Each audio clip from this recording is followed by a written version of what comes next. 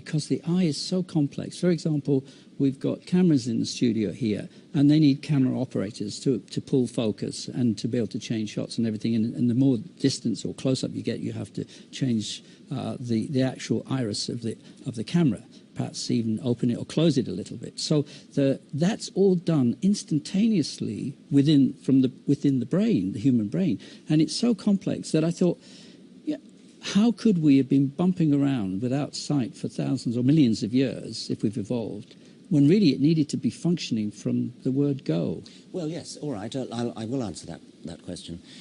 Certainly, you're absolutely right. The eye is a most remarkable organ, and it does the same sorts of things that these television cameras do.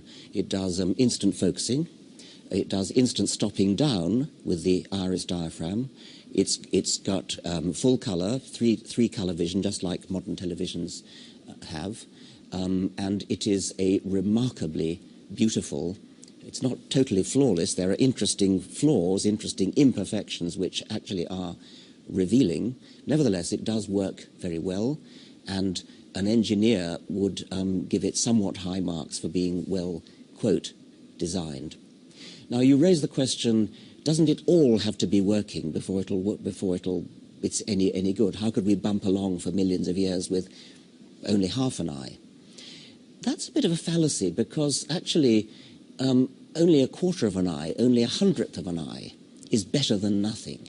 You can make a slowly climbing ramp of improvement from just the very rudiments of vision, just say being able to tell the difference between light and shade, nothing more than that, right up to the perfection of a human eye or the eye of a hawk, say.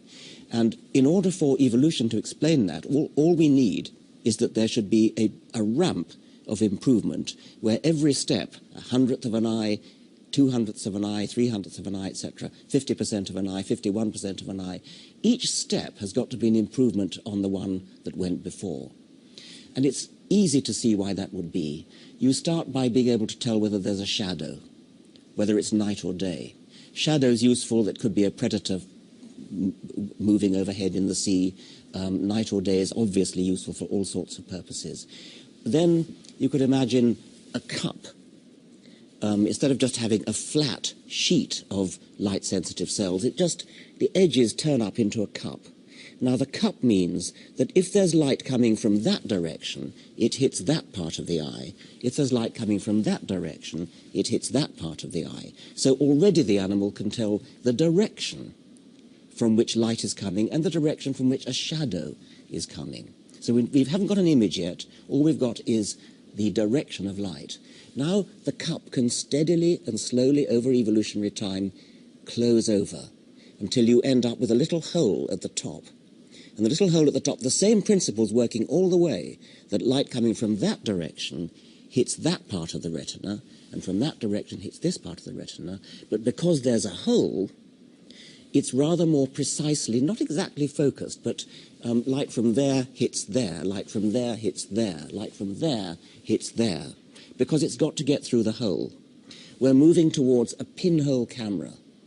Now, a pinhole camera, if you make the hole small enough, and remember we're having a smooth gradient of closing up the hole, if you make the hole small enough, then it makes a sharp, focused image. The trouble with a pinhole camera is that the image is very dim because very little light can get through the pinhole. What you need is a lens, because what a lens does is gather light from different directions and focus it on a point. Instead of it having to go right through the middle of the hole, it can be gathered from a wider range of sources. Now, a lens is not difficult to arrange. Any old chunk of transparent gubbins will do the job better than a pinhole. So once again, we've got a slow, gradual improvement.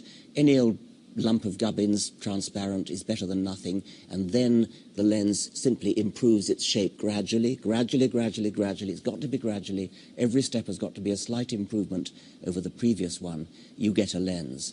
Can I just ask you though, Richard? Yes. How long did this process take? Well, that's very interesting. I mean, we've got hundreds of millions of years to play with, because that's what geological time gives us. I mean, we've got maybe a billion years since the first eye.